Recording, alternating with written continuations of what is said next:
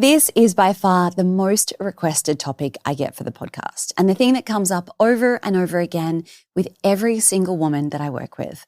And that is how to navigate and maintain your friendships while you're struggling through infertility. One of the casualties of this journey are our relationships with both friends and family. It is so incredibly hard to watch people around you have their second or even their third baby while you are still so desperate to have your first. And as much as you try not to let it bother you, it changes these relationships completely. The problem is human connection is essential for regulating your nervous system, so it is something that we crave deeply, especially during hard times. Today on the podcast, I want to help you navigate this with clear boundaries, somatic tools, and energetic practices so that you can protect your own heart and rebuild safe support around you. Welcome to your journey to fertility. This is the podcast that blends science with spirit to give you all the tools you need as you navigate your fertility journey. I'm your host, Jennifer Edmonds, and for the last 15 years, I've been helping women on their journeys to motherhood and beyond. I believe that combining the latest scientific research along with the best energetic and mindset practices will help you to avoid putting your life on hold and bring you closer to your baby. Each week, you'll learn ways to support your fertility and trust your body so that you can stop stressing that you'll never have your baby and finally walk your path to motherhood. This is the Your Journey to Fertility podcast. Hello and welcome back to the podcast. Thank you so much for joining me today. This is a huge topic. It is by far the most requested topic that I get. It's probably the thing I get the most messages and emails and DMs around because it seems to be completely unavoidable. I don't know anyone out of the hundreds, probably even thousands of women that I've worked with at this stage who has managed to get through their fertility journey with their friendships unscathed. And I think that it affects us so much because on a very deep, basic human level, we need this human connection in order to feel calm and creative and whole. So today, what I want to do is really talk about how to both protect your own peace, which is so essential, as we know. We want to be able to reclaim your energy, but also reshape these friendships and give you some support strategies so that they can actually help you heal along this journey and along the way. And it is something that I struggled with a lot. I would love to be able to say that all of my friendships remained completely unscathed throughout my fertility journey, but they did not. And what I think the biggest problem is whenever I put up a social media post about wanting to, not go to a baby shower or just something around struggling with friendships on this journey, these are the posts that always get by far the most engagement, the most amount of comments, people are sharing them. But the thing that I find upsetting is that these are also the posts where I get the most amount of pushback from those who haven't been through infertility. And it's people saying things like, well, I don't understand why you can't get over yourself. Just be happy for me. I didn't do anything wrong. Why can't you just get over what's going on in your life for one day and come to my baby shower? And I think that the main thing is so clear time and time again is that unless you have been through this journey, you just don't get it. And that is so impossible to explain to someone. When I was about to go through my last round of IVF, we'd tried a bunch of fertility treatments to get to that point. And I remember sharing on a group chat with 3 close friends that I had known for like many, many years, decades. And I was just saying how sad I was that nothing had worked and we were referred back to IVF once again. And one of my close friends who's on that group chat, she had decided to have a baby around the same time that I had. And she was one of those people who she got pregnant the very first time that she tried. And at this stage, she was now onto her second. And the same thing had happened.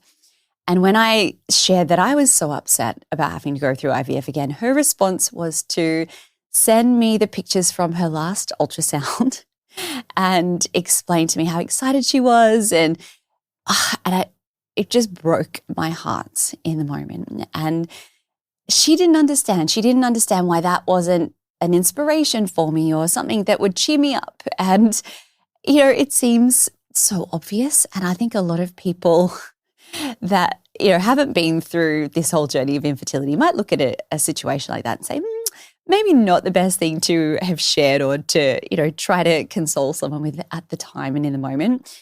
But she certainly didn't get it. And it was around that time that I had to say to her, I need some space, and I'm sorry, I love you, and I'm happy for you, and I'm so excited for what's going on in your life, but it makes it really, really, really hard for me when that's the way that you support me. And she just didn't get it.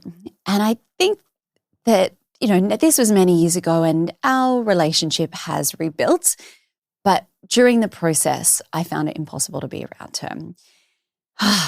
And it's so hard. Even now, it's bringing up so much emotion just thinking about it. So I want to talk to you today about why relationships are so crucial and important and why they trigger us so much. I think that it's important to also look at the different relationships in our lives. There are always going to be, your inner circle, there's going to be acquaintances, and how we navigate each of those different friendships and relationships that we have, and then give you some strategies to work around them.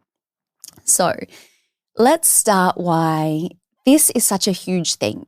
Human connection is essential to our survival. And that sounds really weird because, it's not like breathing or sleeping or eating. We don't think about our friendships and relationships as part of our survival. But back in days of being cavemen, when humans were evolving, if you didn't maintain good, close connections with other humans around you, you literally wouldn't have survived. You were left out of the tribe, out of the circle, and that means that your threat to your safety was imminent. And we like to think that we're very highly evolved and that we're so much smarter than our ancestors, but our nervous systems are not. So we can say to ourselves all we like, I'm fine on my own. I don't need to talk to anyone about this. I'm happy just to keep my own peace and go through it. And sure, that might work. But at the end of the day, you really do need human connection in order to come into regulation. And that is something that we forget. When we are going through tough times in our lives, if you think about back to stuff in high school and you're going through exams and you move into days of going to university and into your 20s and things come up like, I wanted this job or I lost this job, or we go through breakups, all of these tough things that we go through, our friends are there for us. They are the ones who are our support network. They're our chosen family. And it's like this beautiful support that we get to take through our lives. But then when we go through something like infertility, and I find often what happens is that, we're going through this at the same time as a lot of our friends are trying to start their families as well. The pain when those old coping strategies and those old support structures don't work anymore is incredibly traumatic. And it's not something that we ever see coming. I mean, no one sees infertility coming anyway. But to think that all of these wonderful, beautiful people that you had in your life are no longer going to be the people that you can rely on, that is crushing. And it really does create a lot of trauma within your own life. So I just want to acknowledge that. I want you to know that this is a big deal and you are not being overly dramatic. You are not asking too much. It really is something that costs us a lot. And that's why I think it is such an emotive topic and something that comes up so, so often. I feel like there are three categories, for lack of a better term, of friends or relationships when we are thinking about our lives and especially in relation to our fertility journey. So we're going to go through strategies to help navigate all of them. The first are friends, acquaintances, colleagues, family members that perhaps you don't see very often or you're not super close with, but they are people that you have in your life that you can't really avoid. They're going to be there anyway. And I find that often I'm sure there are wonderful people that you work with and that are in your family, but the ones that we're going to help you work around strategies to navigate are the ones that are going to trigger you. So it's the person at work that always says the wrong thing, or the distant cousin who fell pregnant with twins by accident, or, just any of the myriad things that happen that we can't avoid. These are the people that can't really support us in the way that we need, and we end up distancing ourselves from. And we realize that these are not the people that we need in our life, but we do need to deal with them in some way. The next group, and I find these are the people that really hit hard. They are the people that we thought we would be able to rely on when things get tough, but they are just not there for us in the way that we need. It is a very sad lesson that we learn the hard way. And I think everyone has been through this and can relate to it. These are the people that went through all of that stuff with you earlier in your life. They were there for the hard times. They were there for the fun times. You were there for so much. But for some reason, there is just something about this journey of you trying to build your family that they just don't get. And for some reason, they don't understand why you can't be happy for them and sad for yourself at the same time. And then the third group, this is kind of the hardest group of all. I find these are the close friends or family members that are there for you. They want to be there. They want to support you. They're the ones that are like, let's have the catch up. Let me, be that person to support you. Let me be there while you tell me everything that's going wrong. But they were blessed by the fertility gods and they had their families so easily. But you find it so hard to be around them. Just knowing what goes on in their life is incredibly triggering for you. And you want to share in their lives. You want to be able to be there for them as well. But you are so jealous and you are so resentful when they complain about things like, I didn't get any sleep last night because the baby was up so much. Or, I'm just really struggling to find time for my relationship now that the kids are here. All the things that you would love to have as a problem in your life. I think this group of people really present a lot of challenges as well. So how do we start to manage all of this? First of all, I really want to point out that you are not a bad person for feeling the way that you do. Jealousy, resentment, guilt, whatever you are feeling, all of these emotions are valid. We have all heard these studies that show us that an infertility diagnosis really does produce the same amount of stress as someone who is given the diagnosis of a life-threatening illness.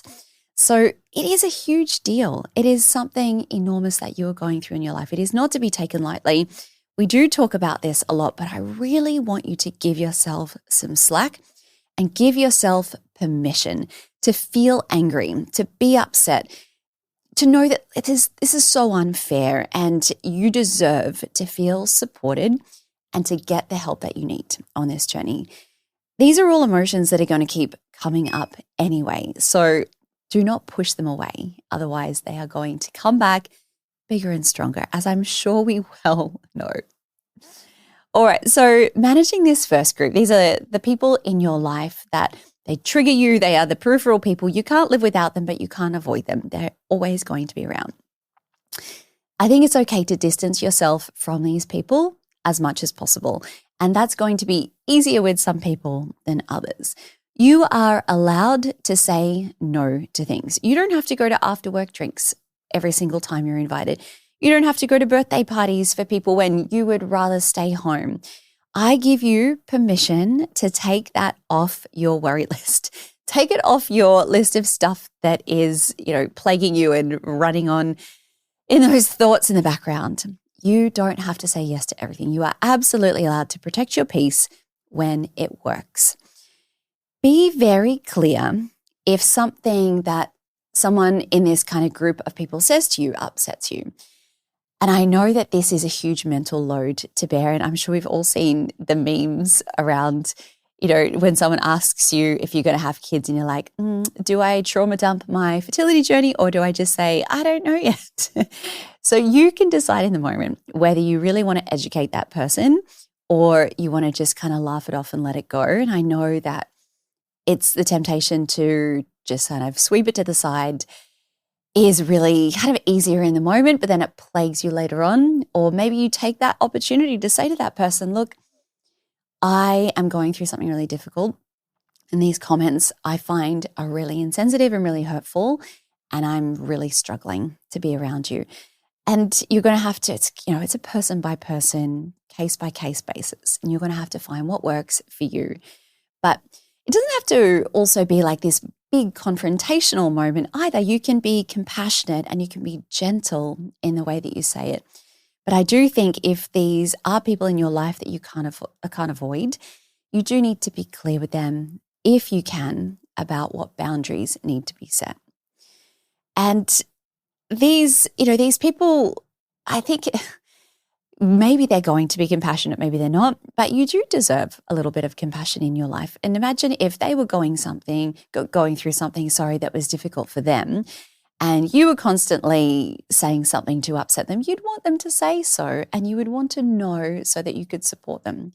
I like to assume that people have the best of intentions. I don't know if that is 100% true of everyone, but I like to hope that it is. So be gentle with how you approach it, but you really do deserve compassion. So ask for it when you need.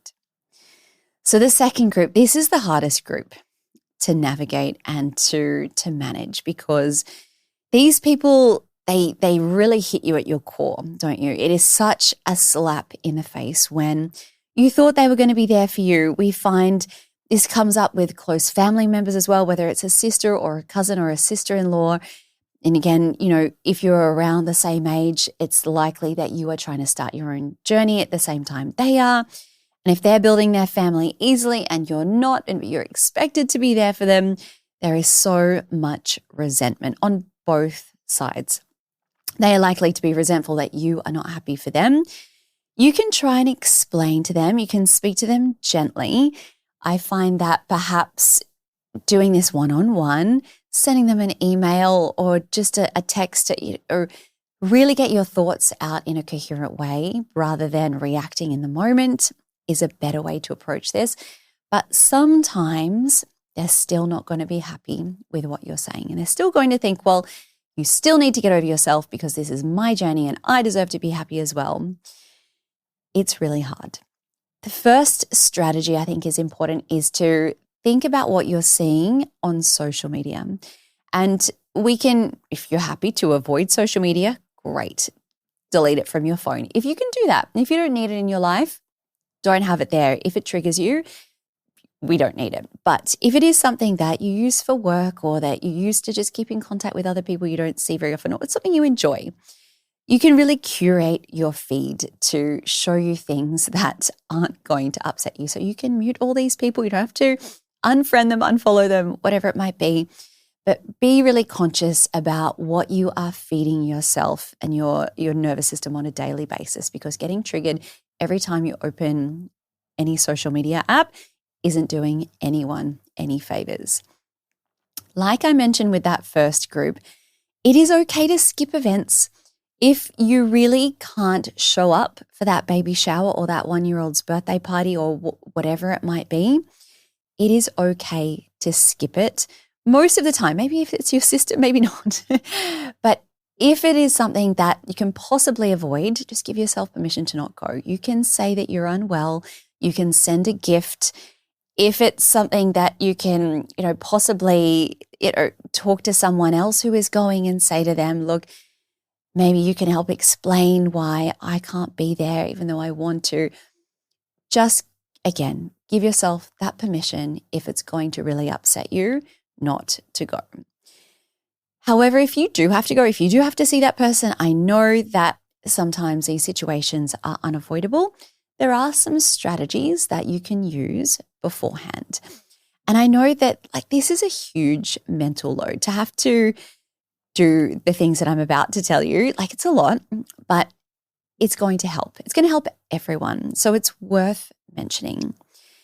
Go armed to this event, ready with a list of things to talk about. So if someone that you haven't seen for a while comes up to you and they're like, oh, hey, what's going on? What's been happening in your life?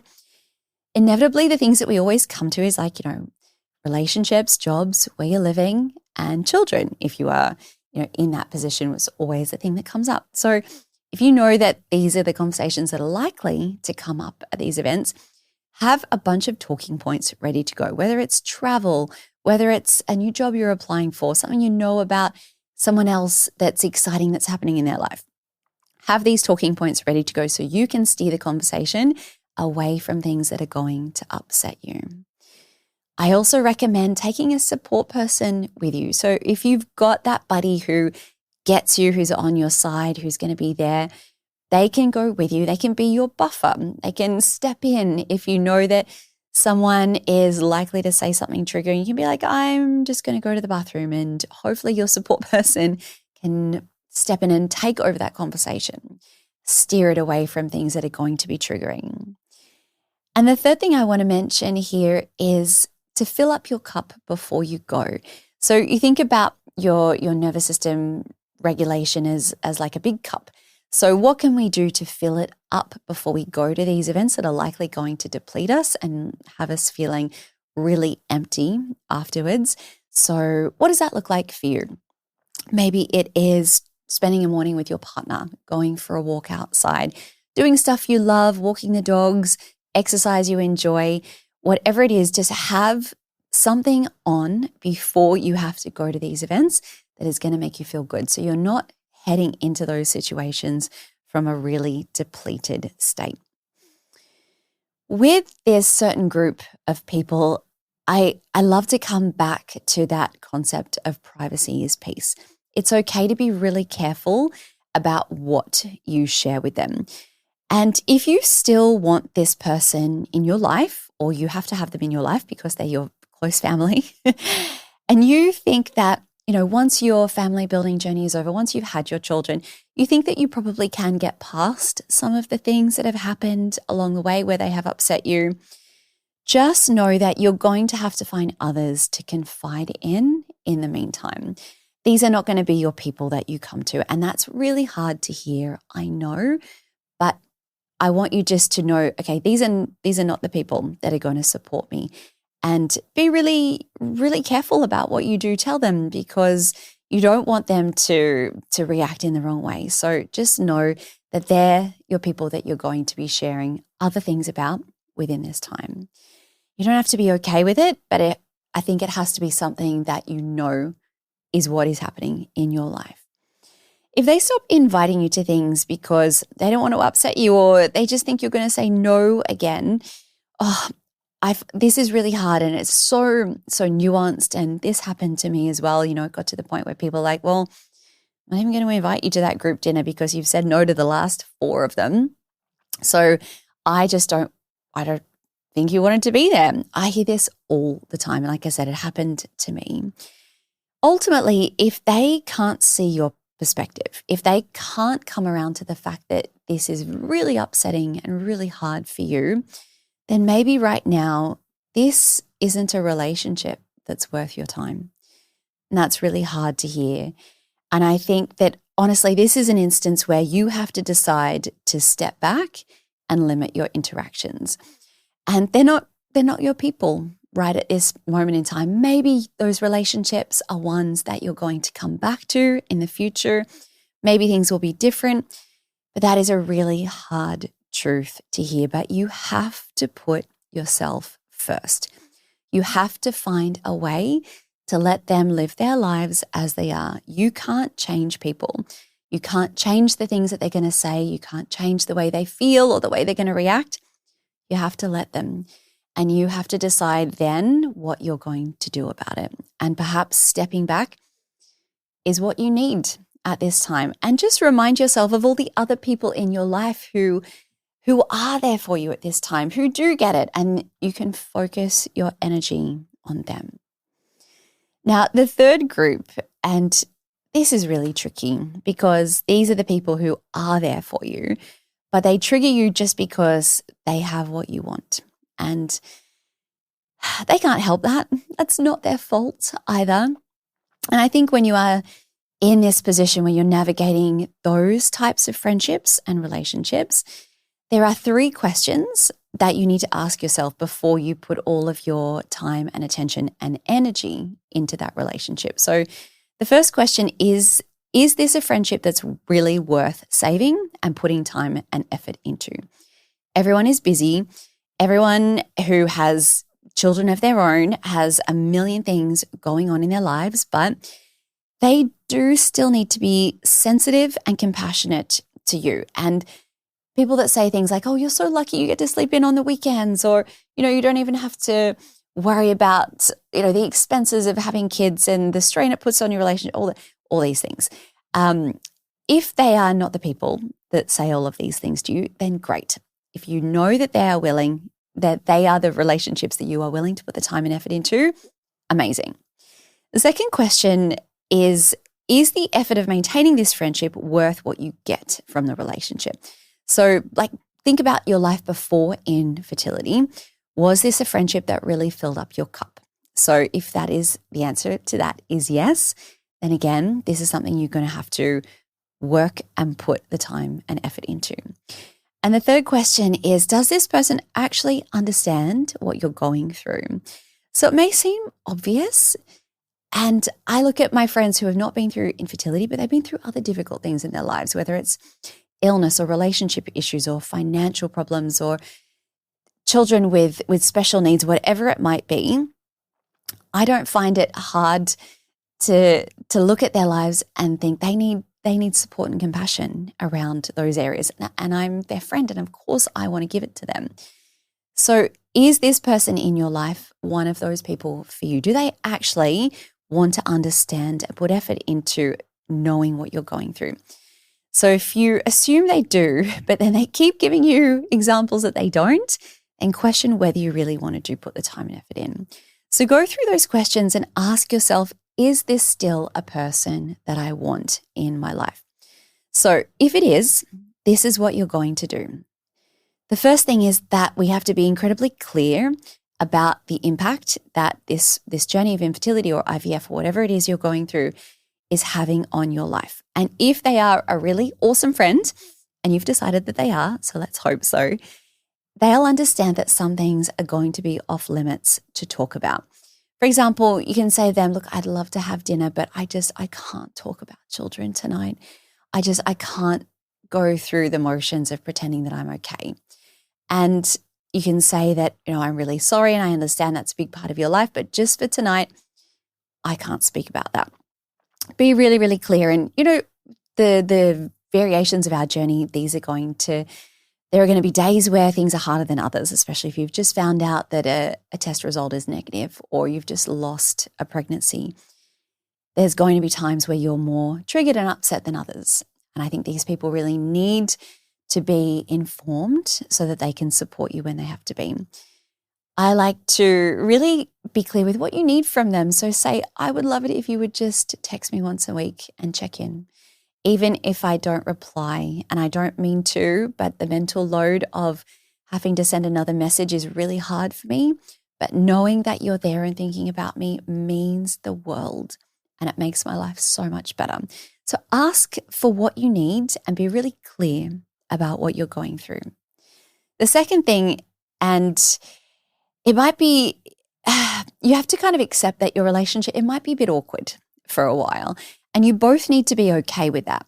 So it's very hard for me to think, well, one of the biggest parts of my life these days is that I have children, and that is it's everything. So to catch up with my close friends and not speak about it is a bit strange for me. But I do have people in my life who are struggling with infertility. All of my students, I don't get onto calls and coaching calls with them or group classes and start talking about my kids.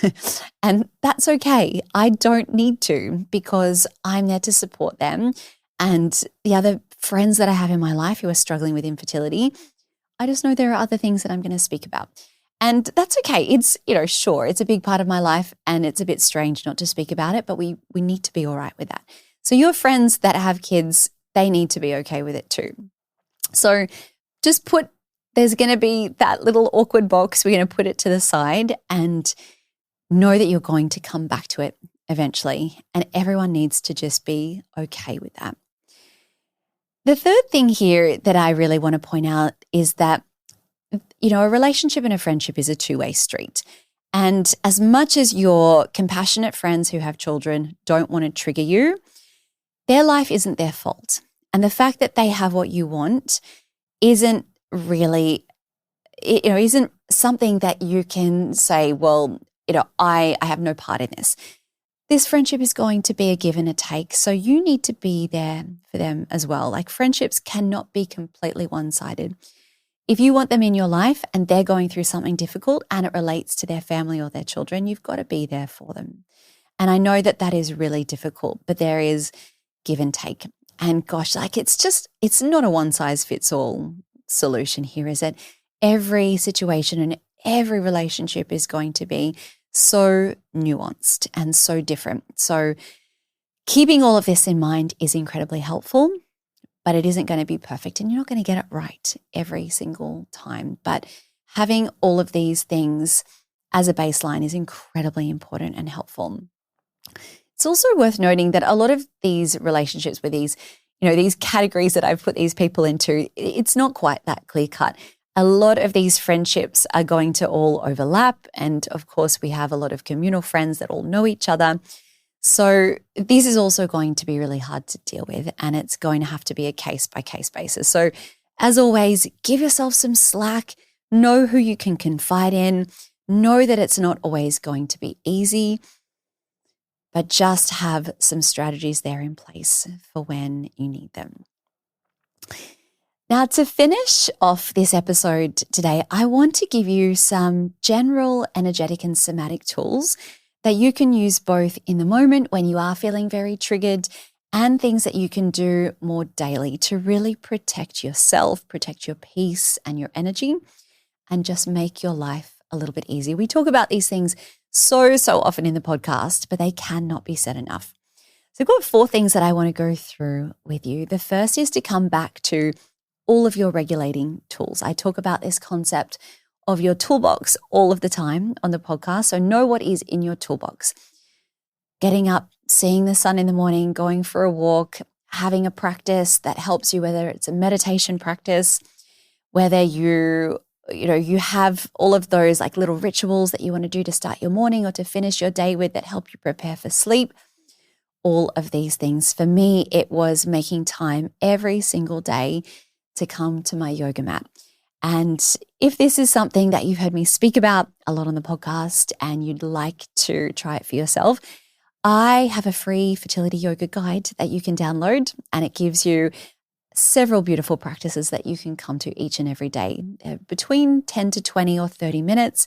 So they're very simple, very easy to fit into your schedule. Find the link to that in the show notes if you want to download that and add something else into your toolbox.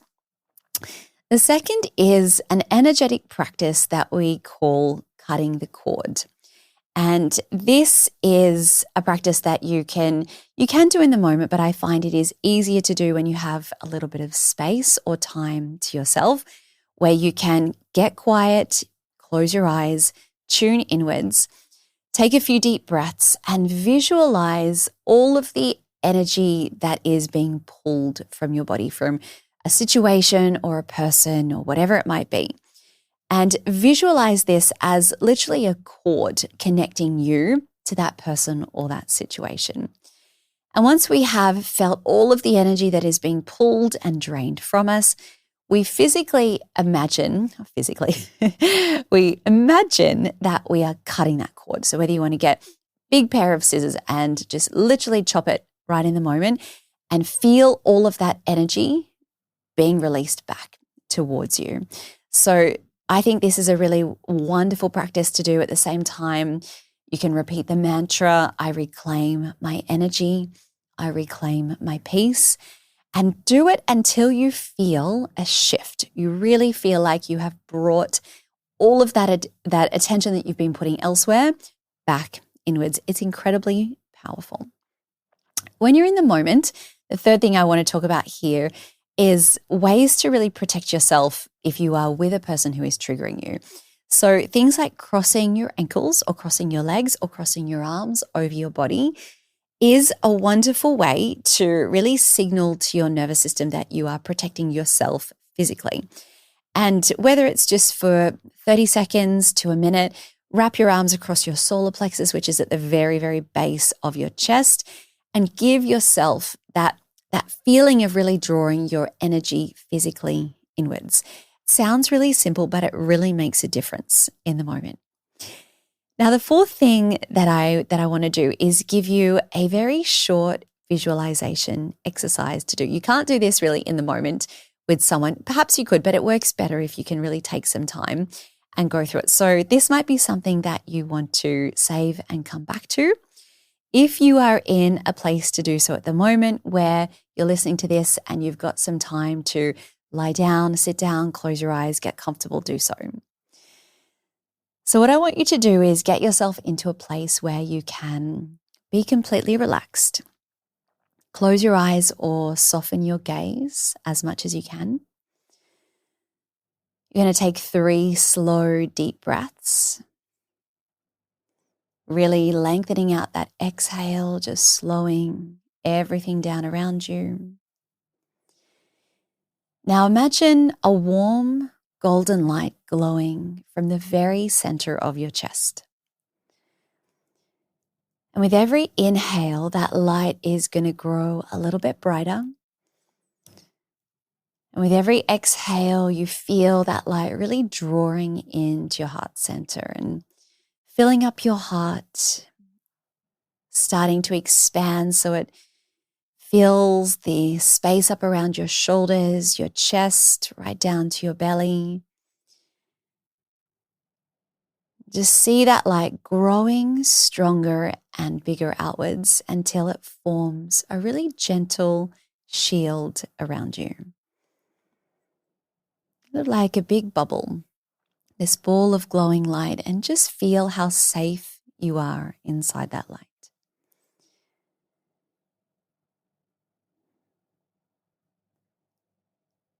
I want you to say quietly to yourself now, I am safe. I reclaim my energy.